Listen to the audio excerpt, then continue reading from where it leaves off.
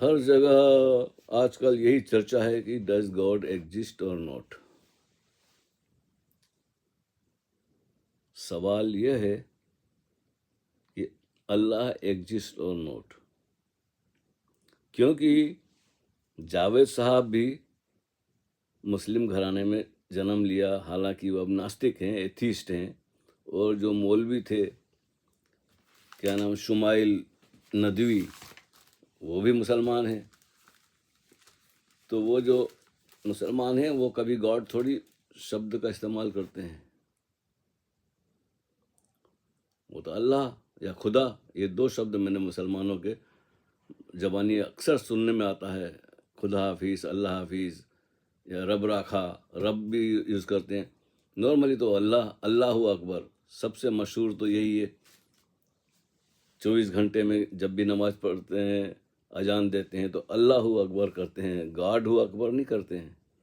तो सवाल, असली बात यह है कि why you ask does God exist.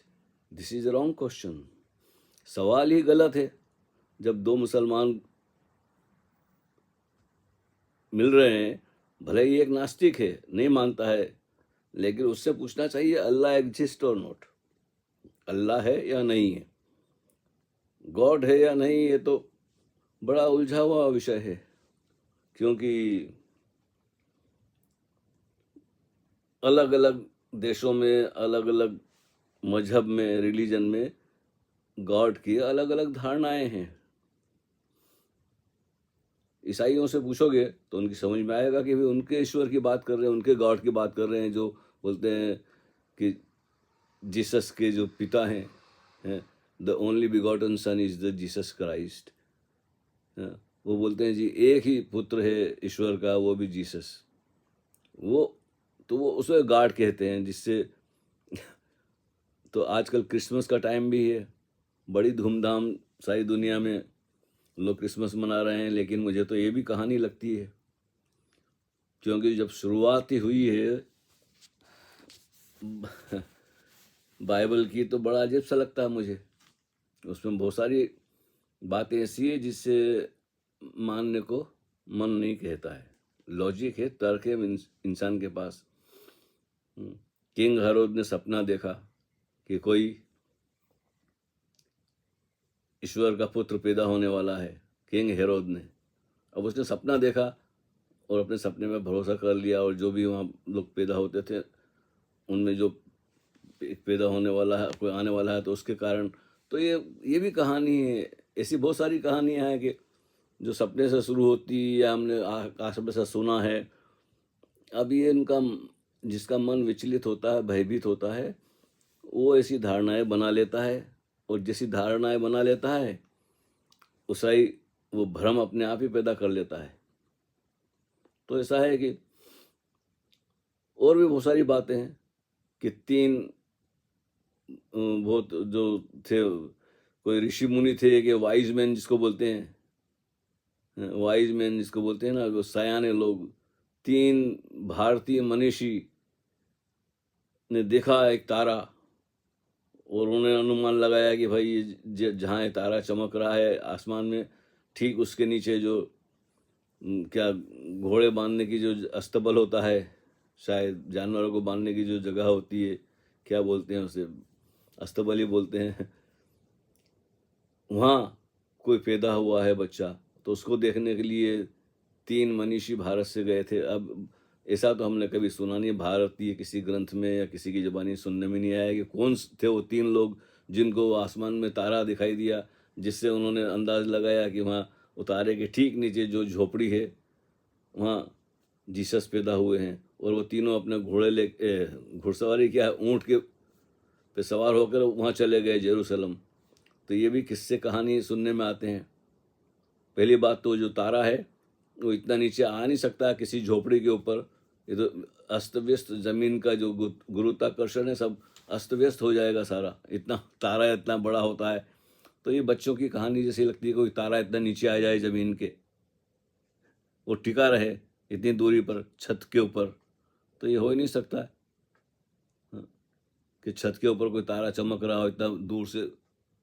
तो बहुत सारी कहानी है किस्से हैं, मनगढ़ंत हैं, लोगों के बनाए हुए हैं और चलते रहते हैं, इसलिए बच्चे मान लेते हैं। हमारे बचपन में बहुत सारी चीज़ें ऐसी थी जो मनवाई जाती थी हमारे स्कूल में भी, कि धरती शेषनाग के ऊपर टिकी है।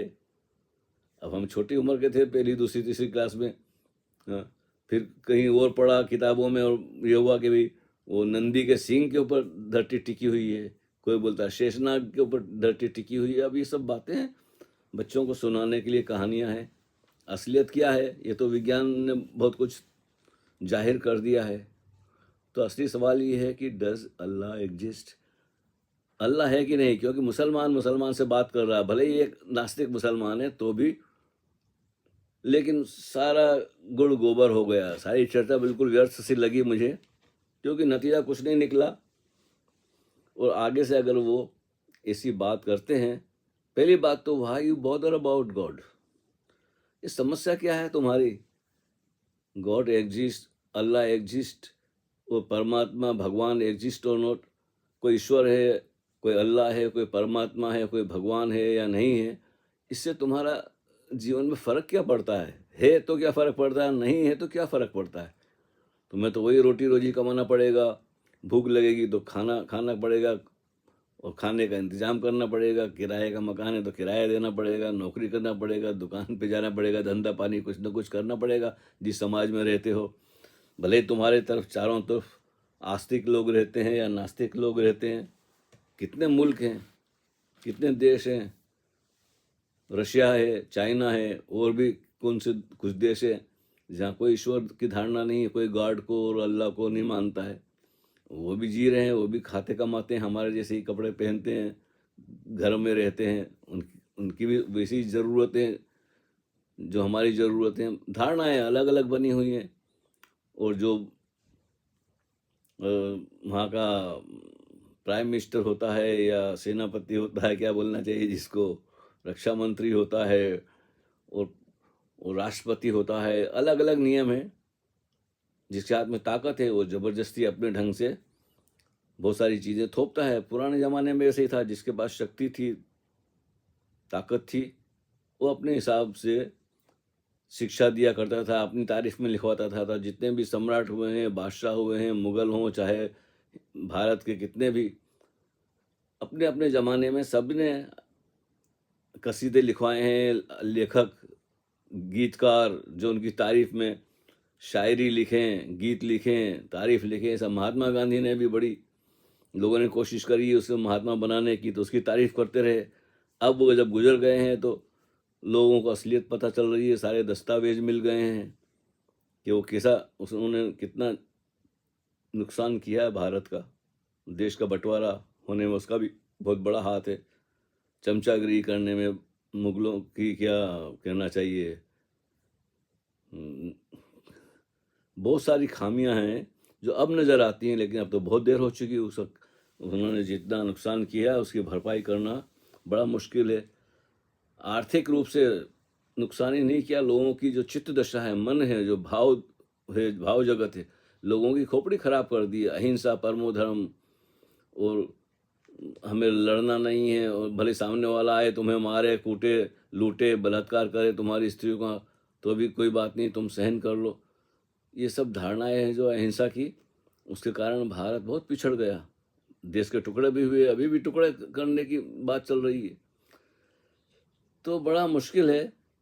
अच्छी बात है कि आप अपना पता लगाएं कि आप कौन हैं, आप हैं या नहीं हैं, और आप हैं तो क्या हैं, कैसे हैं, कब पैदा हुए, अपनी पैदाइश का कुछ पता है आपको, क्यों आए इस दुनिया में, किसने भेजा है, किसी ने पूछा था आपसे कि इस घर में पैदा होना है, इस परिवार में पैदा होना है, इस देश में पैदा होना है। जब इंसान को अपने पता नहीं है तो गॉड की और ईश्वर की और अल्लाह की बातें इतनी दूर की बातें हैं कि आप जिंदगी भर पक्ष विपक्ष में दलीलें देते रहें, तर्क वितर्क करते रहें, लॉजिकल करते रहें, ना कोई हारा है ना कोई जीता है, चर्चा जारी रहेगी। इन सवालों का जवाब हो ही नहीं सकता, क्योंकि सवाल झूठे हैं। These are all the wrong questions. God exist, Allah exist, भगवान exist, this and that exist और not, you exist and what is about you know yourself, that is the important thing। तो फिर कभी बात करेंगे। छोटी-छोटी क्लिप बनाना ही अच्छा रहता है, लंबी बात लोग सुनने को तैयार नहीं है आजकल। जय हो, हरि ओम तत्सत।